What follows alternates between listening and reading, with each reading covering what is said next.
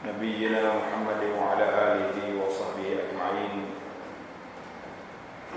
اللهم علمنا ما ينفعنا وذكرنا ما نسينا وانفعنا بما علمتنا وزدنا علما ولا حول ولا قوة إلا بالله العلي العظيم. وبعد. Yang dihormati Fadil Tuan Imam Masjid Tun Abdul Aziz,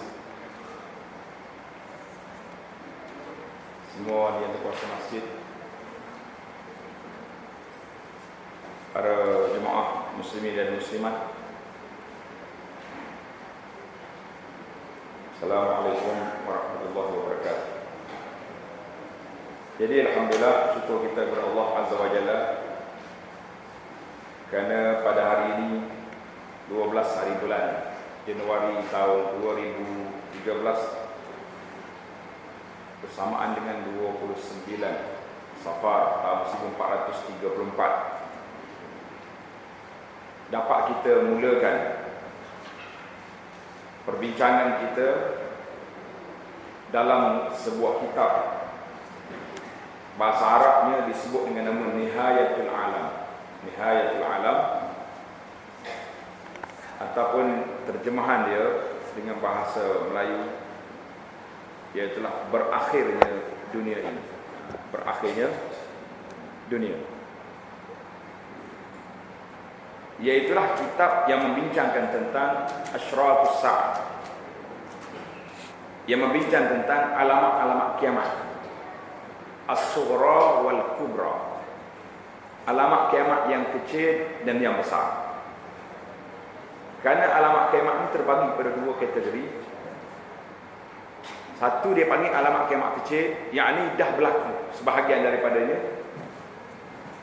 dan yang besar belum lagi berlaku. Bila berlaku hak ni, dia akan menjadi macam tasbih, satu-satu akan berlaku kiamat. Jadi apa tujuan? Mungkin jemaah akan tanya, buat apa belajar alamat kiamat? Kita baru nak belajar alamat kiamat. Orang lain, orang bukan Islam, tulis buku dah kiamat dah tahu ni. Berapa hari bulan baru ni kiamat? 20 hari bulan, 21. Tak apa ingat dah kita, sebab kita tak percaya. Walaupun kita tak percaya, yang jadi pelik ni bagi saya lah, rasa satu benda yang ajaib. Bila keluar kenyataan orang putih ni, orang bukan Islam ni, kiamat pada tarikh sekian, orang Islam pergi tanya, betul ke? Di mana ilmu kita, di mana rukun iman yang kita belajar tentang beriman, al-iman bil yaumil akhir, beriman dengan hari akhirat. Beriman dengan hari akhirat ni, kita sudah tahu dah, bila tarikh akan berlaku kiamat, la ya'lamuha illallah. Tidak ada siapa yang tahu kecuali Allah. Dan Nabi SAW ketika ditanya oleh Jibril AS, Jibril tanya, mata sa'ah ya Rasulullah, bila ke berlakunya kiamat? Nabi kata apa? Mal mas'ulu anha bi'a'lama minas sa'il. Orang yang ditanya bukan lebih tahu daripada orang yang bertanya. Jadi macam mana kita boleh tanya sama-sama kita pula, bila berlaku kiamat? Ajaib, orang Islam boleh percaya kepada orang bukan Islam. Jadi maka memandangkan kecelaruan yang timbul, bagi saya celarulah tu. Kalau orang Islam boleh percaya kepada orang bukan Islam kata, bermakna kita boleh keliru dalam masalah ini. Jadi baiklah kita cuba tengok, belajar apakah kepentingan kita belajar tentang alamat kiamat ini, Asyratus Sa'ah ini. Sebelum daripada kita pergi ke situ, kita tengok juga apa yang ditulis oleh pengarang asal kita, pengarang dia, iaitulah Dr. Muhammad Ibn Abdurrahman Al-Arifi. Arifi ni orang yang hebat. Kalau tengok, nak dengar ceramah dia, buka dalam YouTube, Arifi itu memang banyak dan sangat menarik. Seorang muda yang Allah Ta'ala beri kepada dia kehebatan yang sekarang ini telah pun diberi gelaran profesor bahagian di Jabatan Aqidah dan Mazhab semasa di University King Saud University di Riyadh. Profesor bahagian akidah. Maknanya kalau dia bercakap dalam bidang ini pun menasabahlah dengan bidang pengajian ataupun takhasus yang dia pegang itu. Apa dia kata? Saya kalau baca kitab dan kalau beli buku pun, tuan-tuan kena ingat, setengah kita ni beli buku pakai baca dalam. Tak kena baca dulu muqaddimah. Muqaddimah apa yang ditulis oleh pengarang, sebab di situ dia akan cerita kepada kita bagaimana, apa sebab dan apa kaedah metod penulisan yang dia buat. Kata Syekh Hafizahullah, kita kena ingat dua kaedah. Kalau kita baca kitab yang penulis telah mati, kita kata rahimahullah. Kalau penulis hidup lagi, kita kata hafizahullah. Boleh ingat tak? Kena tulislah sikit. Pengarang masih hidup. Contohnya tuan-tuan baca buku Abu Anas. Kenal Abu Anas kan? Kita kata pengarang ini hafizahullah. Maknanya Allah Ta'ala jagalah dia, sebab dia masih hidup lagi. Kalau sudah mati nanti, orang kata, berkata muallif, pengarang rahimahullah, Allah Ta'ala beri rahmat kepada dia. Kalau nak dua-dua pun tak apa. Nak kata rahimahullah kepada orang yang masih hidup tidak menjadi kesalahan, tapi dah jadi istilah. Mustalahat, orang ni kata macam ni. Tapi jangan bertukarlah pula. Bila kita baru belajar kata-kata nak sebut ni, kadang-kadang bertukar dah. Pergi majlis orang kahwin, pergi ucap takziah pula. Azzamallahu ajrakum, itu susah tepat. Pasal tu kita kadang-kadang letih je. Pergi majlis orang mati, pergi ucap tahniah pula. Orang mati pun pening, tahniah warna pula. Ayah aku mati. Jadi ada tempat yang tersendiri ucapan-ucapan itu. Apa sebab dia kata? Segala puji bagi Allah, Tuhan sekalian alam, dan salam sejahtera selawat ke atas Nabi sallallahu alaihi wasallam dan kawan keluarganya serta para sahabat radhiyallahu anhum.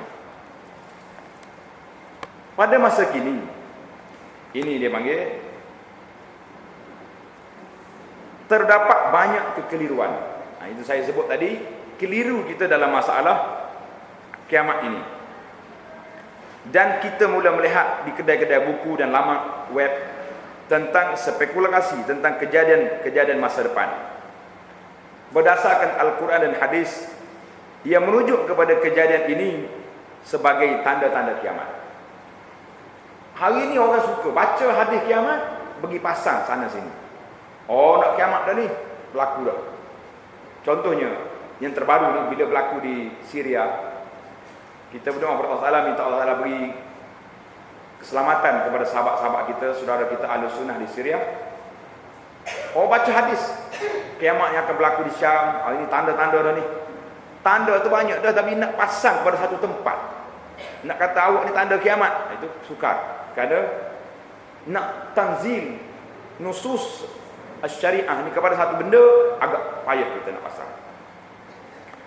Setiap kali malapetaka menimpa Islam dan umatnya, orang mula mencari jalan keluar daripada kemelut tersebut. Kadang-kala anda mendengar tentang kemunculan Imam Mahdi. Imam Mahdi ini banyak kali dah keluar dah. Yang terakhir sekali, Mahdi di Malaysia pun ada Mahdi juga.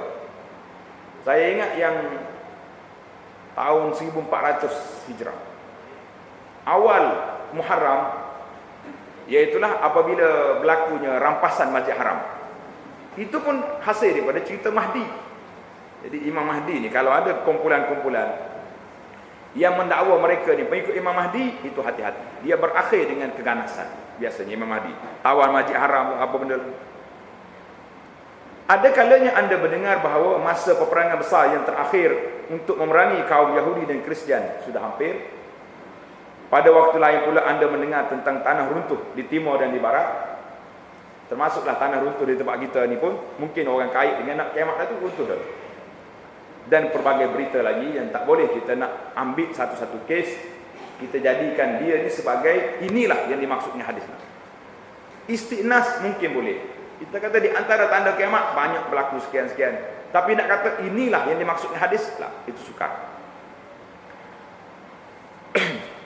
Setelah saya melawat Turki, sebuah negara Afrika, Syekh kita sendiri ni melawat Afrika dan menyaksikan seorang laki-laki yang mengaku bahawa dia ialah Al-Masih. La ilaha illallah. Dia mengata dia ni Al-Masih, iaitulah Isa bin Maryam yang telah turun ke dunia. Orang lain duk main Mahdi, dia Nabi Isa sekali dah. Menerangkan tentang tanda-tanda hari kiamat, bercakap mengenai maknanya yang sebenar dan memahaminya seperti yang diterangkan adalah amat penting. Bahkan perlu, maka terbitlah buku yang ada di tangan ini. Jadi tujuan diterbitkan buku ini kerana apa?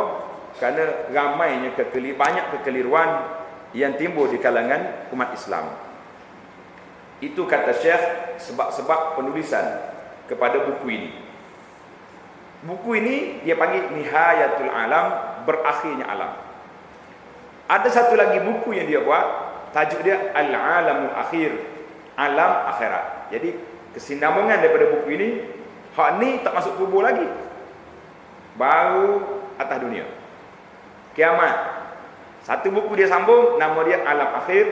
Jadi insya-Allah mudah-mudahan kita sempat pula bila selesai hak ni, buku yang Alam Akhir pun keluar dengan bahasa Melayu. Bahasa Arab keluar ada haji baru ni. Alhamdulillah. Timbul soalan, limadha natakallam an asyrat sa'ah. Mengapa berbincang tentang tanda-tanda kiamat? Sebab apa? Jadi kita cuba tengok. Kalau tak ada sebab, tak payah bincang lah. Baik kita cari cerita lain. Segala apa yang seseorang cuba untuk belajar dan memperbincangkan sepatutnya mendatangkan faedah kepada dia daripada kajian dan usaha. Nah, ini sebab kita pun hari ini para jemaah, bila kita nak belajar ke, nak pergi kursus ke, nak masuk motivasi ke, apa benda ke, kena tengok hasil daripada usaha yang kita buat. Ada setengah macam-macam hari ni motivasi camp tu sekem ni. Setengah orang dia kata, kenapa kamu pergi tempat ni? Oh sedap, 2 hari 2 malam, menangis je cerita dia. Itu satu camp. Kenapa pergi sini? Seronok sebab boleh naik bukit. Masing-masing orang ni ada kecenderungan. Jadi kita nak pilih yang untuk kita tengok. Kalau kita nak sihat, pergi naik yang menaik bukit. Trekking sana sini, terjun bukit, masuk dalam laut, buat. Kalau kita nak ilmu tentang apa? Tentang agama, tentang Islam, tentang semangat nak beramal, kita cari majlis-majlis yang sesuai dengan apa yang kita buat. Kalau tidak, kita akan kerugian masa. Jadi banyak benda-benda yang kita buat mesti kena ada, setiap agenda ada matlamat. Setiap agenda ada faedah. Kalau tidak, orang panggil buat satu benda yang abas, yang tidak ada faedah. Adakah mengkaji tanda-tanda hari kiamat dan mempelajari tentangnya mendatangkan apa-apa faedah dalam hidup kita? Sedap soalan. Kalau dia tak boleh jawab, kita beri setakat ni je. Ataupun ia hanyalah maklumat kebudayaan kepada seorang tanpa memberikan apa-apa kesan sebenar dalam hidupnya. Orang panggil knowledge, cakap maklumat je. Aku tahu alamat kiamat ni ada 180 lebih. Habis, mana faedah? Sama juga kita hari ni, kita belajar nama-nama Allah, Asma'ul Husna. Belajar kita. Mungkin kuliah sini pun dah ada dah kan?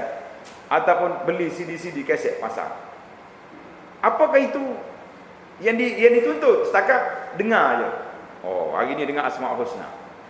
Saya pun dah hafal sebahagian daripadanya. Contoh. Kerana memang sebut dalam hadis, Nabi kata, man ahsaha dakhalal jannah. Allah Ta'ala ada 99 nama. Man ahsaha man ahsaha dakhalal jannah. Siapa dia hitung, siapa dia kira, masuk syurga. Jadi orang nak kira, oh hitung je lah. Kalau setakat nak hitung saja, ingat dengan hafalan saja, saya kata siapa yang masuk syurga dulu? Siapa? Kaset dengan CD. Sebab dia orang ni hafal kuat dah. Masuk dalam kereta dia boleh baca, dalam rumah boleh. Semua dia boleh. Maksud dia man ahsaha dakhala jannah, iaitulah bukan setakat ingat, bukan setakat hafal, memahami apa makna dan menghayati. Itu maksud dia. Yang paling besarnya kita kena ingat dan kita kena hayati makna itu sendiri.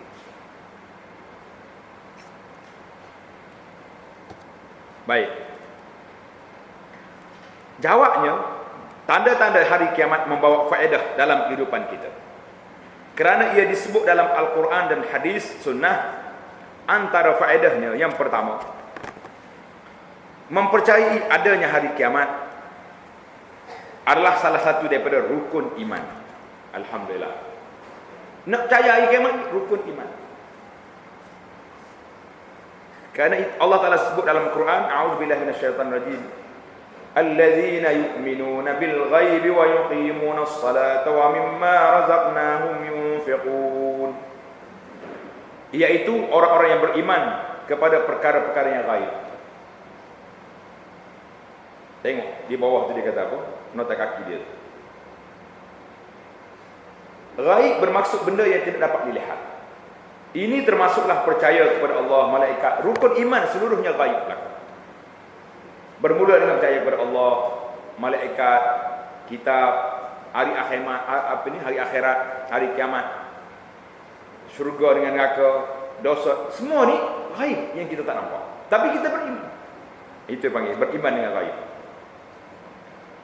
Dan mendirikan salat serta membelanjakan, mendermakan sebahagian dari rezeki yang kami berikan kepada mereka. Orang nak derma ni, kalau tak ada pulangan, derma tak kita? Orang yang derma untuk dunia, sekarang masuk surat khabar. Paling tidak pun sinar harian tak muka. Oh, ni derma banyak. Kena gambar kalah sikit kat, mahal sikit kan. Kalau gambar hitam putih tu kurang sikit harga dia. Nak muka depan lagi mahal. Boleh juga. Bagi kita yang derma, yang tak masuk surat khabar, tak masuk internet, tak masuk apa-apa ni, derma secara secara rahsia. Kenapa? Sebab beriman dengan pahala yang Allah Ta'ala janjikan ini. Dari Abu Hurairah radhiyallahu anhu katanya, Rasulullah sallallahu alaihi wasallam bersabda, "Umirtu an uqatilan nas hatta yashhadu an la ilaha illallah." Ila akhir hadis. Aku telah diperintahkan untuk memerangi manusia yang menentang Islam sehingga mereka mengucap la ilaha illallah. Jadi barang siapa mengucap la ilaha illallah, maka nyawa dan harta mereka terpelihara kecuali hak Islam, dan Allah akan menghisap mereka. Ini hadis ini riwayat Bukhari dan Muslim.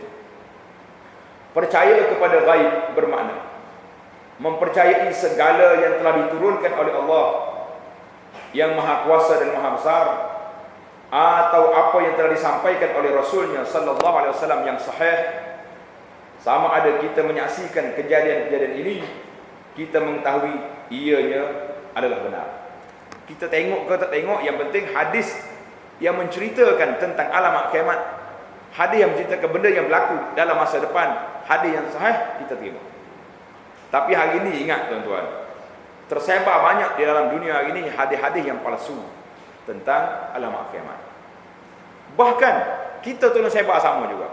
Tengok orang tak dalam ni, oh siapa dia buat macam ni, siapa dia buat ni dosanya, lebih-lebih. Sudah ada dah dosa pahala tu dalam Al-Quran dan hadis. Tak payah, tak perlu lagi kita duk cari cerita-cerita palsu untuk menguatkan cerita yang kita nak bawa. Percaya kepada tanda-tanda hari kiamat juga termasuk dalam percaya kepada perkara gaib. Tanda-tanda hari kiamat termasuklah kemunculan Dajjal. Na'udzubillah. Dajjal ni benda yang besar yang kita akan cerita dalam bab dia nanti. Turunnya Nabi Isa ibnu Maryam, keluarnya Ya'juj dan Ma'juj, kemunculan Dabbatul Ard. Apa dia Dabbah ni? Binatang yang keluar daripada bumi. Mengikut satu riwayat, binatang ini akan keluar di Bukit Safa di Mekah. Sebab itulah sekarang ni Safa semakin hari semakin dilicinkan untuk menyelai apa ni, buka lorong kepada Dabbah yang nak keluar nanti. Allah Ta'ala bila nak buat satu benda, adalah hikmah dia. Jangan marah. Setengah orang marah, dia kata kenapa buat bangunan tinggi tu. Kata dia ni lah nak merealisasikan hadis Nabi ni, yang sahih Nabi sebut di antara tanda kiamat. Jadi kalau tak buat, lambat lagi nak kiamat kan. terbitnya matahari dari arah barat. Ini semua ni tanda-tanda besar dan kejadian-kejadian lain yang disebut dalam hadis-hadis yang sahih. Itu perkara yang pertama. Yang kedua, pengetahuan mengenai tanda-tanda hari kiamat menggalakkan seorang untuk mematuhi Allah dan bersedia untuk hari kebangkitan. Sekarang kita tahu dah ini dekat dah ni. Banyak benda yang berlaku ini. Ia merupakan peringatan kepada mereka yang tidak mempedulikan seruan Tuhan dan galakkan kepada mereka yang beriman supaya tidak leka dengan dunia ini. Inilah yang dilakukan oleh Rasulullah sallallahu alaihi wasallam kepada mereka yang berada hampir dengannya. Apabila beliau menyadari bahawa salah satu daripada tanda-tanda kiamat telah hampir, ini telah dicatatkan dalam hadis riwayat Bukhari dan Muslim, bahawa Nabi satu malam dia terjaga daripada tidur. Terkejut dia. Bila jaga daripada tidur, Nabi kata apa? Wailul lil Arab min asyarri qad iqtarab. Celakalah bagi bangsa Arab dari kejahatan yang telah dekat. Dekat dan nak berlaku ni. Sesungguhnya hari ini sebahagian daripada dinding tembok besar Ya'juj wa Ma'juj terbuka seluas ini. Nabi kata buka luas ini. Beliau juga bersabda, kejutkan penghuni-penghuni rumah dia, isteri-isteri dia. Bangunlah wahai penghuni rumah untuk bersalat. Sesungguhnya mereka yang berpakaian cantik di dunia akan telanjang di akhirat. Nas'alullah as-salama wal afiyah. Ini Nabi kita bagi kejut isteri-isteri dia. Bila ada kes yang berlaku, di antara sunnahnya fazak, kita lari kepada beribadat. Hari ini bila berlaku kes, bukan nak pergi masjid 2 hari 3 hari lepas tak silap, kan keluar dalam berita amaran-amaran angin ribut nak mari, nak landa negeri pantai timur. Tsunami. Baru ni tsunami, ni tsunami pula. Lepas ni Sunimat pula dicari. Dia duk rekod cerita. Kita juga nak rekod nama dah. Benda tak mari daripada wahyu belaka tak apa. Tsunami ke apa benda nak mari? Orang duk cakap, ada forward message kita ni. Amaran keras. Pusat-pusat bantuan telah dibuka. Saya pergi kawasan tu, masjid kosong juga. Tidak memberi kesan sebab kita tidak mengambil peluang ini supaya manusia kembali kepada Allah. Dia sepatutnya bila ada kes yang besar gini, orang lari kepada Allah. Dulu satu kali saya ingat, kes ni berlaku. Amaran kuat juga, angin kencang akan landa kawasan kita. Maka ramai orang pakat salat, berdoa, bermunajat. Akhirnya dia pusing angin pergi tempat lain. Itu boleh terjadi. Yang ketiga, ia boleh menjelaskan hukum-hukum syariah perundangan Islam dan isu-isu fiqh, falsafah undang-undang Islam. Para sahabat pernah bertanya kepada Rasulullah sallallahu alaihi wasallam tentang tanda-tanda kiamat. Seperti satu hari terasa seperti setahun. Nabi kata kiamat ni hari seperti setahun. Dan hari yang lain terasa seperti sebulan. Semasa zaman Dajjal. Bila Dajjal mari, hari itu panjang. Adakah cukup? Sahabat, bila dia dengar isu ni, dia tanya, ya Rasulullah, adakah cukup kita lakukan salat untuk satu hari padanya? Mana sekali salat je lah. Sebab hari itu panjang. Pagi tak cerah, tak gelap-gelap lagi. Cukup dah kita salat zuhur saja contohnya, tengah hari. Tak payahlah salat yang lain. Nabi kata tidak. Tetapi kadarkanlah waktu baginya. Nabi kata bukan macam tu. Mutakdirkan. Biasa daripada zuhur, daripada subuh ke zuhur berapa waktu. Kita jarak, kita salat satu. Walaupun matahari tak turun. Itu dia panggil nak belajar juga daripada cerita, belajar masalah fiqh. Dari sini dapat kita mengeluarkan hukum salat bagi umat Islam yang tinggal di kawasan yang mana waktu siang dan malam mungkin berbulan lama. Jadi negara-negara kutub yang siang tak ada malam, malam tak ada siang. Jadi macam mana nak salat? Jadi belajar daripada hadis Dajjal ni, boleh kita istibak, boleh salat tapi dengan takdir. Ambil waktu kadar berapa. Tapi jangan pula macam orang cerdik sangat zaman kita hari ni. Bila dia tengok orang tu naik angkasa naik sini, dia pergi tanya ustaz. Dia kata, ustaz, soalan saya, kalau orang ni sampai ke planet Marikh, nak solat macam mana? Sedap soalan dia. Ustaz dia kata apa? Kalau awak boleh visa pergi ke Marikh, mari jumpa saya. Baru betul tak? Tanya soalan-soalan yang menyusahkan kita. Buat apa tanya? Soalan ni pun tak reti nak semayang. Nak pergi semayang di planet ni pula dah. Allah. Itu jadi masalah. Kita suka tanya benda yang berat-berat. Saya kadang-kadang mengajar bab solat sunat gini-gini. Oh, dia mari tanya benda yang pelik. Saya kata hak tadi faham dah? Tak lagi. Tanya hak tu dulu.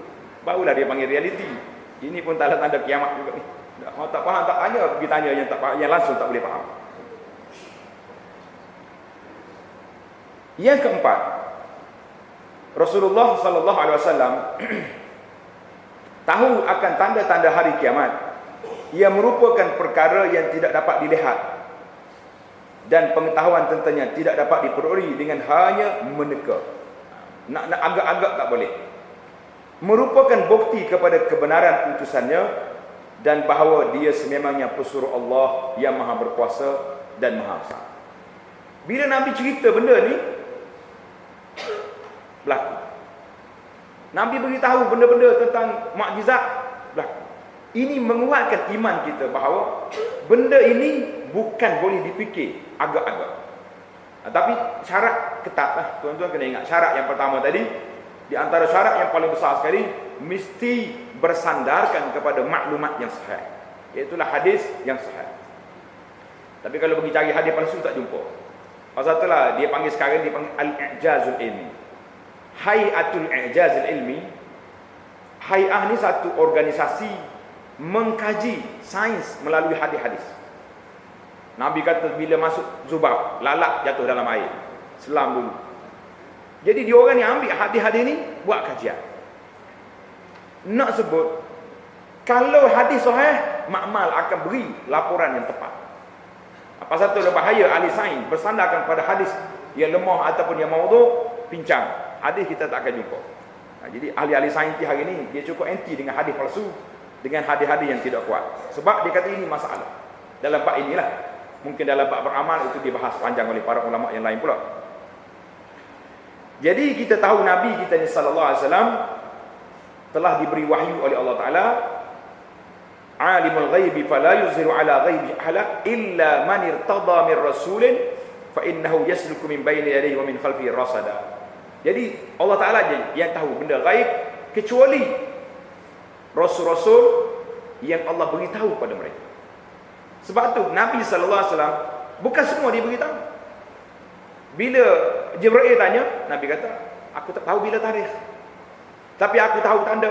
Maknanya tanda dapat wahyu, tarikh ilmu Allah, hari boleh tahu. Kita tahu tak bila kiamat berlaku? Bila? Hari Jumaat tahu dah tak? Tapi malam Jumaat tu bolehlah dia pergi pasar malam. Dia kata tak kiamat lagi. Mana bukti? Banyak lagi tanda tak berlaku. Tak juga. Pasal itulah saya tengok tengah tempat ni, kalau beri lesen untuk apa ni majlis-majlis hiburan di waktu malam Jumaat, jalan juga. Nah, itu dia panggil, dia tak tahu. Hayawan tahu. Hayawan hari Jumaat dia tak pergi patuk makanan dulu. Dia tunggu dia sampai cerah betul-betul confirm tak kiamat baru dia makan. Tapi jemaah kita ni tak kira, lepas main subuh dia keluar habis dah, penuh kedai kopi dah. Jadi ayam lebih tahu kiamat lebih daripada manusia. Manusia dia tak catuk lagi makanan, tak patut pagut makanan tu kecuali setelah dia confirm tidak kiamat. Surah Al-Jin ayat 26-27. Yang kelima, pengetahuan kita tentang tanda-tanda kiamat membolehkan kita menghadapinya dengan cara-cara yang ditetapkan, menghapuskan sebarang kekeliruan tentangnya. Sebagai contoh, kita diberitahu tentang Dajjal cara terperinci. Dalam hadis Nabi sebut Dajjal ni sifat dia macam ni, perangai dia macam ni, gambaran tentang matanya sebiji, di dahinya, dan perkara yang dibawa bersamanya. Semua ini ada disebut supaya kita tidak menjadi mangsa fitnahnya, tetapi dengan tanda-tanda tersebut kita dapat mengenali yang dialah Dajjal, pembohong yang sebenar. Jadi orang mukmin akan tengok bila Dajjal mari, oh tengok atas dahi dia ada tanda, ada tulisan kafir. Jadi orang mukmin nampak, oh dia ni kafir, dan dia akan bawa syurga, bawa neraka. Jadi kita tahu dah, tak apa, dia suruh masuk neraka kita masuk. Neraka dia tu syurga bagi kita. Jadi ini dia panggil kepentingan kita belajar. Kemudian kalau timbul sana sini, dia kata Dajjal ada segitiga bermoda ke apa benda, tanya dulu berapa mata dia. Kalau dia kata mata 3, bukan Dajjal. Jadi kita boleh condemn secara automatik dengan ilmu yang kita ada. Yang ke-6, bersedia secara mental untuk perkara yang akan berlaku. Kita tahu dah benda nak berlaku, supaya kita tidak akan dikejutkan apabila perkara itu betul-betul berlaku. Jadi kita siap sedia, kiamat yang sudah berlaku. Yang ke-7, memuaskan perasaan. Ingin tahu, semula jadi seorang yang ingin mengetahui apa yang terselindung dan mempelajari apa yang akan berlaku, berlandaskan hadis sahih yang berkaitan dengan perkara-perkara yang tersembunyi. Jadi manusia ni semula jadi dia suka tahu benda-benda future, benda-benda mustakbal, nak tahu. Sebab itulah kita hari ni bila tengok berita berlaku bom sana, perang sini, berita dunia memang cukup laku, nak tahu. Jadi peramal kata, diramalkan bahawa negara sekian akan berlaku ini, akan jatuhnya kumpulan asap di Syria contohlah. Jadi kita pun semangat ni, nak jatuh dah kumpulan anak-anak singa di Syria jadi benda tahu lagi. Jadi cuma manusia ni suka kepada nak tahu benda-benda mustakbal. Dijangka ekonomi akan merosot tarikh sekian, dijangka akan berlaku benda-benda yang besar pada tarikh sekian. Jadi kita ni suka, maka Islam menghalang laluan untuk orang-orang yang menyesatkan seperti ahli nujum. Jadi pada kita pergi cari ahli nujum, tanya ramalan bila akan berlaku. Dia tuk nujum pun tengok. Tukang tilik, peramal nasib dan orang yang seperti mereka yang mendakwa mempunyai pengetahuan tentang kejadian masa depan. Ajaran Islam banyak mengajar kita tentang peristiwa-peristiwa masa depan yang merupakan tanda-tanda kiamat. Jadi bila kita tahu dah benda ni, benda akan jadi. Dalam senarai kita ada 131 senarai yang telah berlaku 80 lebih. Yang ke-8, percaya akan tanda-tanda kiamat, mengukuhkan dan meningkatkan keimanan. Apabila tanda-tanda ini berlaku, ia mengesahkan kebenaran agama yang anda anuti. Jadi kita tahu sungguh, kita bersah itu ni. Terdapat faedah-faedah lain dalam mempunyai pengetahuan dalam perkara ini yang akan memberikan kesan dalam hidup kita. Jadi banyak lagi lah Syekh kita ni, hafizahullah, dia bawa kepada kita 9 perkara. 9 perkara dah yang kita sebut tadi. Baik, kita pindah kepada tajuk yang berikutnya, iaitulah qawaid fi ta'amul ma'asyratis sa'ah. Apakah kaedah, metod kita nak berinteraksi dengan, nak bermuamalah dengan alamat kiamat? Jadi kadang-kadang kita ni salah faham. Bukan semua alamat kiamat ni tak baik. Jangan kata ini alamat kiamat ni. Betul alamat kiamat, tapi bukan semua tak baik. Dan bukan semua alamat kiamat itu baik. Ada alamat yang menunjukkan benda tak baik, dan ada alamat yang menunjukkan benda tu baik. Kita tengok di sini contoh yang diberi kepada kita. Alim ulama pada masa dahulu dan sekarang telah menulis banyak buku-buku berkaitan dengan tanda-tanda kiamat, asyratus sa'ah. Buku-buku masih diterbitkan, ramai lagi orang menulis. Di antara buku kita ni yang terawal, yang baru tulis. Bersama dengan rancangan televisyen, orang buat radio dan laman web yang bercakap tentang tanda-tanda kiamat.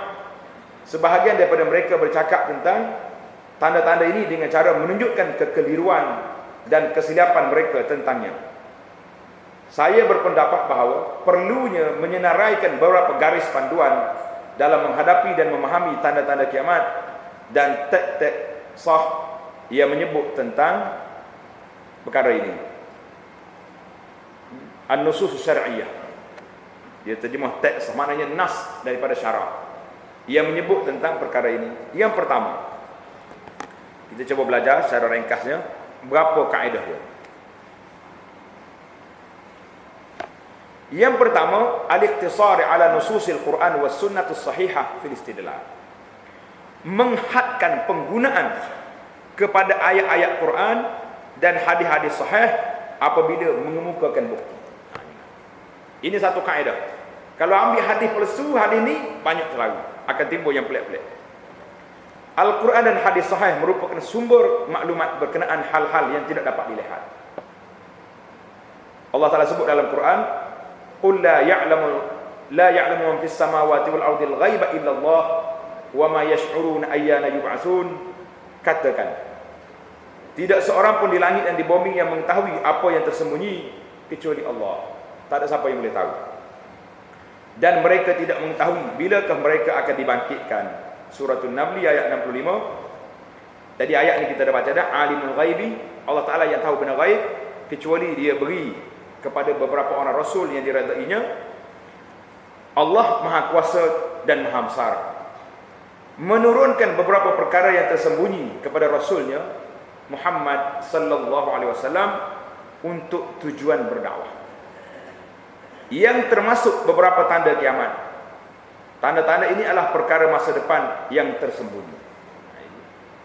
Benda tak berlaku, tapi Nabi beritahu satu-satu. Walau bagaimanapun, mempelajari tentang tanda-tanda kiamat daripada sumber-sumber kaum Yahudi, mimpi. Aku mimpi dah kiamat. Ada kan sekarang ni orang duk sebab tujuan dia baik, tapi kadang-kadang dia kata dia mimpi benda tu, benda ni tak, bukan mimpi. Orang zaman sekarang ni mimpi seperti para anbiya alaihi wassalatu wassalam, atau memimpi orang-orang soleh yang boleh kita percayai. Mimpi tak tahu siapa. Atau menafsirkan peristiwa-peristiwa politik sebagai tanda-tanda kiamat tanpa bukti adalah satu perkara yang salah. Contoh politik saya sebut di Syam tadi, benda yang peristiwa yang berlaku di Yaman, jadi benda yang berlaku. Tapi kalau kita nak tengok, meneliti boleh, tapi nak jazam, nak putuskan benda tu jadi masalah. Begitu juga dengan sebarang nas yang disebut sebagai bukti, mestilah nas yang sahih. Sama ada ia dinisbahkan kepada Rasulullah sallallahu alaihi wasallam yang maksum, ataupun kepada sahabat Nabi radhiyallahu anhu.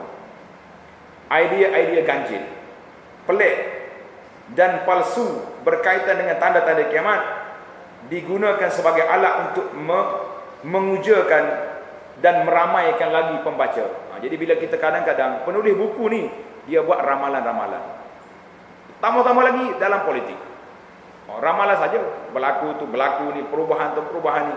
Kadang-kadang dengan nama orang pun boleh ambil, jumpa nombor kereta tepi jalan pun masuk juga dalam buku ni. Itu macam-macam budak-budak hari ni dia reka cerita banyak perkara-perkara yang ma anzalallahu biha min sultan. Syekh kata apa ni? Dia buat contoh di sini. Satu buku pelik yang dia jumpa. Tengok. Dalam sebuah manuskrip dari abad ketiga selepas hijrah yang ditemui di bahagian buku-buku Islam dalam perpustakaan Turki, terdapat satu riwayat. Riwayat cerita karut ni panjang, saya pun tak nak baca lah. Tuan-tuan baca kat sini lah. Ia tidak berapa diketahui. Ia diriwayatkan daripada Abu Hurairah Ibnu Abbas. Biasanya cerita-cerita pelik ni dia akan sandar sahabat-sahabat besar. Abu Hurairah, Ibnu Abbas, Sayyidina Ali radhiyallahu anhum telah meriwayatkan bahawa Abu Hurairah pada mulanya takut untuk bercakap mengenainya, akan tapi apabila beliau merasai bahawa maut telah menghampiri beliau risau akan menyembunyikan, maka dia pun cerita. Dia kata apa ni? Aku mengetahui suatu mengenai peperangan-peperangan yang akan berlaku pada akhir zaman. Jadi dia kata ceritalah Abu Hurairah. Abu Hurairah pun ceritalah. Jadi cerita-cerita ni pun dibawalah. Maka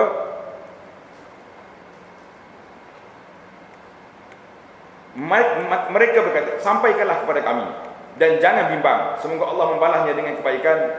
Maka Abu Hurairah berkata, selepas 1300 tahun dalam dekad yang berikutnya, kirakanlah 5 atau 6 dekad, seorang lelaki bernama Nasir akan memerintah Mesir. Jamaah bin Nasir, seorang laki-laki, dan orang Arab akan menggelarnya orang paling berani dalam kalangan Arab. Allah akan memalukan dia dalam peperangan yang berturut-turut. Dia tidak akan pernah menang. Allah mahukan kemenangan untuk Mesir deminya, dan semasa bulan-bulan yang disukai. Jadi Tuhan pula dah kepada Kaabah akan menggembirakan Mesir dengan orang Arab dengan menggunakan lelaki yang berkulit gelap. yang ayahnya kulit lebih cerah daripadanya, iaitu Anwar Sadat nama dia. Ini duk kait cerita-cerita ni. Akhir sekali sama juga di tempat kita ni. Buku kita ni ramalan-ramalan itu banyak cerita. Jadi tak boleh kita ambil ramalan begini, cerita-cerita pelesu pergi pasang kepada benda yang memang sahih. Alamat kiamat ni, kiamat yang akan berlaku, tapi nak buat alamat dengan puak-puak ni jangan. Itu kaedah yang pertama. Kaedah yang kedua,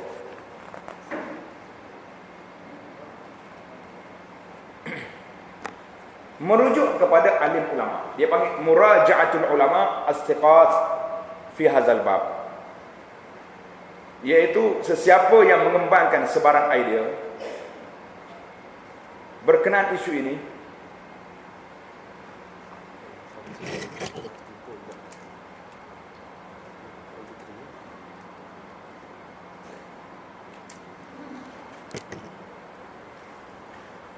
jadi kaedah yang kedua, kaedah yang pertama ni sangat jelas. Nas Quran, hadis yang sahih. Kaedah yang kedua, merujuk kepada alim ulama yang dipercayai berkenaan isu ini. Jangan duduk buat yang tak terlalu. Sesiapa yang mengembangkan sebarang idea berkenaan isu alamat kiamat ini tidak boleh terburu-buru memberitahu kepada orang lain sebelum membincangkannya terlebih dahulu dengan para alim ulama. Tanya dulu orang-orang alim, macam mana kita nak zahirkan, macam mana boleh tak peristiwa yang berlaku ni dikaitkan dengan hadis ini. Tanya para ulama. Wa ma arsalna qablaka illa rijalan nuhi ilaihim fas'alu ahlaz zikri in kuntum la ta'lamun. Allah sebut di sini fas'alu ahlaz zikri in kuntum la ta'lamun. Tanyalah ahluz zikri, orang yang punya ilmu, kalau kamu tak tahu. Jadi Allah Taala perintah kepada kita tanya.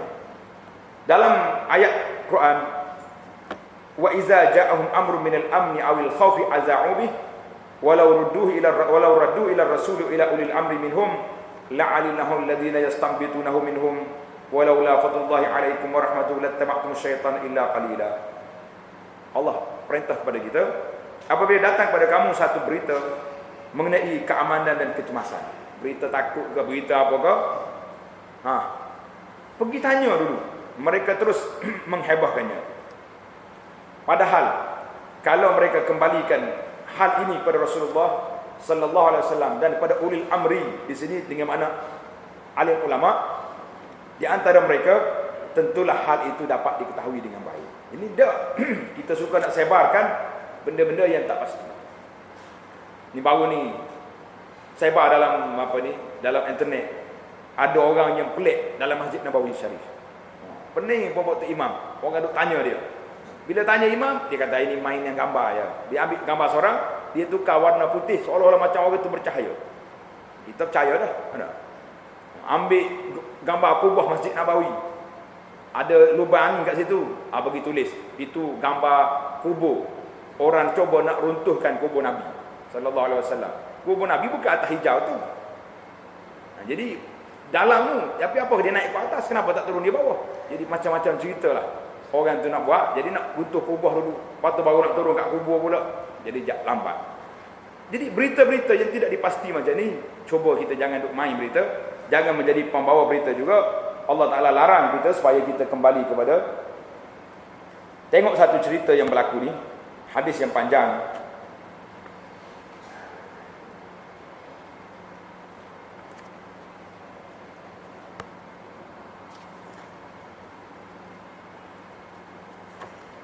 Ini cara nenek moyang kita yang soleh. Contohnya Abu Tufail berkata, jadi cerita orang dulu, ulama salafus saleh, dia kata apa? Aku berada di Kufah semasa berita yang Dajjal telah muncul. Allah, zaman dia tu Dajjal muncul dah. Jadi bila dia kata Dajjal telah muncul dah, apa jadi? Dajjal telah muncul, maka pada ketika itu orang-orang Kufah sedang memerangi dia. Memerangi siapa? Memerangi Dajjal. Jadi sahabat ni pergi jumpa dengan seorang sahabat, nama dia Husaifah bin Usaid, yang berucap kepada orang ramai. Jadi orang ni bercerita,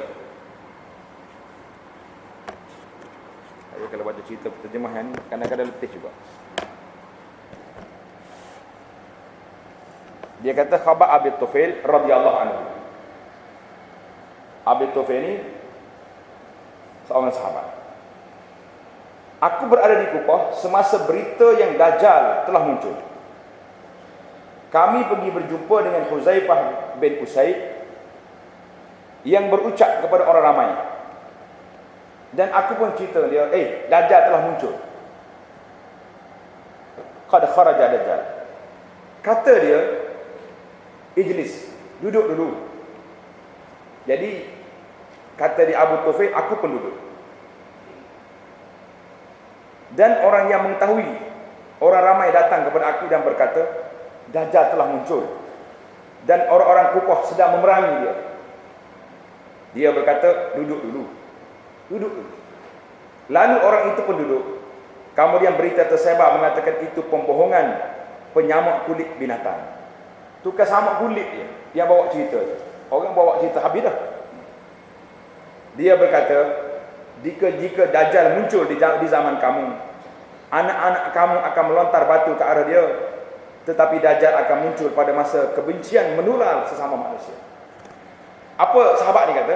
Kalau Dajjal muncul sekarang, orang Islam masih kuat, mereka akan lontar ya, budak-budak lontar dengan batu. Tapi Dajjal muncul di saat manusia sedang berpecah. Orang tengah berpecah, dia kata.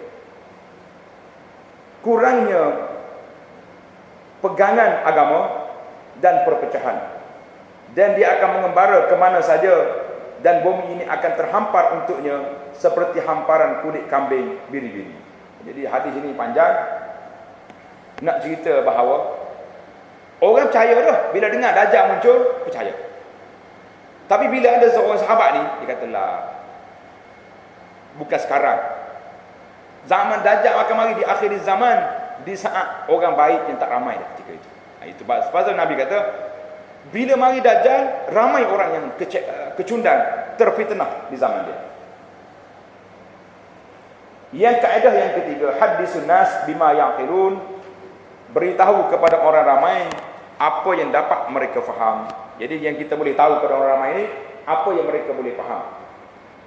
Terdapat sebilangan daripada mereka yang bercakap mengenai tanda-tanda kiamat dengan senang membacakan hadis-hadis kepada orang biasa atau kepada orang yang baru mengenal Islam yang mungkin tidak memahami apa yang mereka dengar.